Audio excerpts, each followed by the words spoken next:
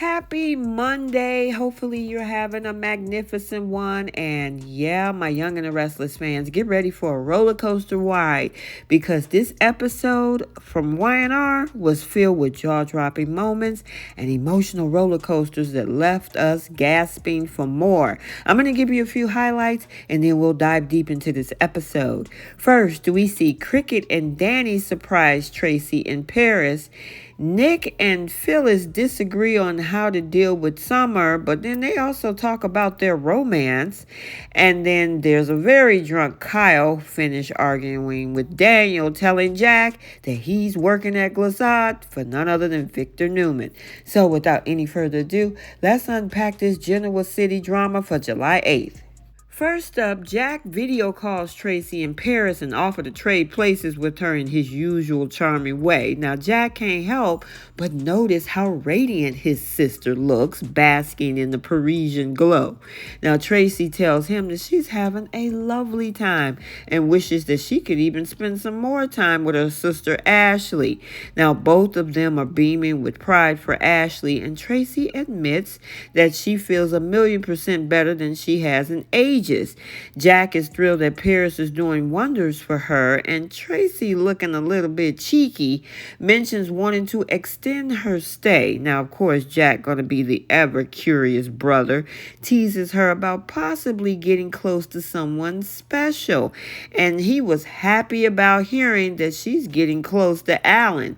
And is on cue, there's a knock at the door. Who should it be but Danny and Christine? Tracy's eyes nearly pop out of her head, but she quickly invites them in, delighted to catch up. Danny and Christine have been painting the town red, enjoying every moment of their European escapade while he's on tour.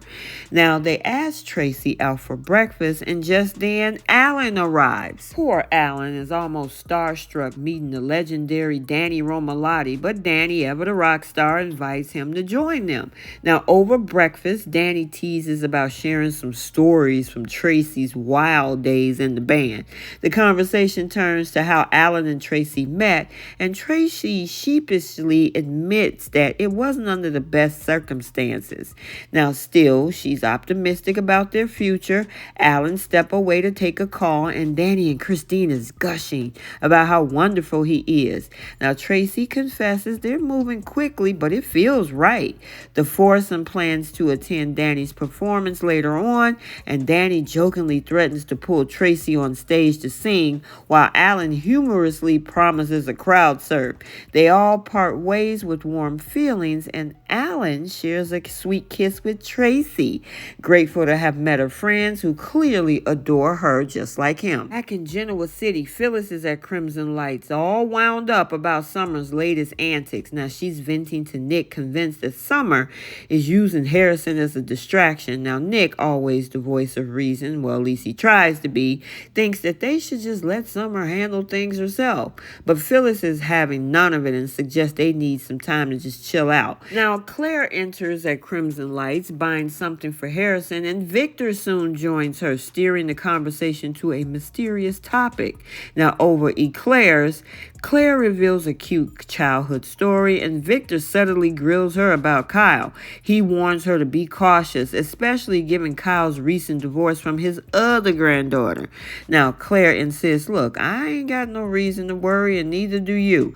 But Victor remains positive, urging her to come to him if she ever have any doubts. He goes on to share how important family is, having grown up in an orphanage, and Claire appreciates his concern. Meanwhile, Nick and Phyllis having fries and wine over at the GCAC. Phyllis insists that they should force Summer to heed their advice, but Nick believes that their daughter needs to find her own way. Now, Phyllis jokes about how giving advice is easy from the outside, wanting only the best for Summer. Nick humorously reflects on his own and their past rebellious behavior, especially Phyllis's knack for diving off the edge. Now, they discuss their own romantic romantic histories, with Phyllis teasing Nick about dating again. He's hesitant, especially about the modern dating scene, but she assures him that he'll find somebody eventually. However, it was interesting they end the night with playful conversation and looked like they had a sense of mutual support, but it looked like they have a little bit of renewed interest in each other. Now, things are getting a little dicey over at Society as Daniel joins Kyle at the bar. Now, they're sharing their woes about being ousted from their respective jobs. Now, Kyle, of course, hints at his new opportunity, but stays mum on the details, raising Daniel's suspicions. Now, Kyle warns Daniel to tell Summer to back off regarding the custody issues, threatening that it can get real ugly. Tessa joins Daniel, offering sage advice about letting Summer handle her own life. However, Daniel acknowledges that their family tendency is to meddle, but he does appreciate Tessa's perspective. And finally, later, Kyle returns home and he's snapping at Jack, who wants to talk about Claire. Now, Kyle vents about being fired, feeling wronged by everybody. He dropped a bombshell on his dad that he is now heading Glissade and Tucker is out.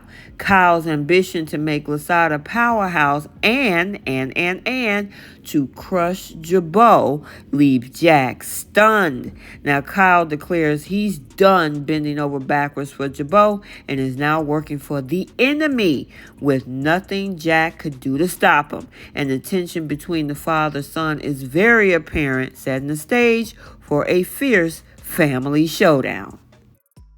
Okay, so there you have it. What a day in Genoa City. The drama, the revelations, and the emotional confrontations were off the charts. Let's get the conversation started down in the comments section. What do you think about Cricket and Danny in pairs with Tracy and Alan? I actually like that scene between the four of them. And of course, Alan getting his extra smooch in because it seems that he absolutely adored Tracy. Nick and Phyllis, they were not on the same page at first, but are they headed to a different page? Because it looked like they might be trying to spark a new interest or renewed interest back between these two. And then a very drunk Kyle tells Jack he's working for the enemy at Glissade for none other than Victor Newman. And we know that that did not sit well with Jack at all. Also, make sure you stick around for the bold and the beautiful recap for today, as well as Paris is busy planning her wedding and we see Thomas going to extreme measures to prove a point to Hope. Make sure you like, comment, and subscribe. Turn on your notifications so you're notified every time a video is posted. Till the next one, we'll see you all soon. Bye, guys.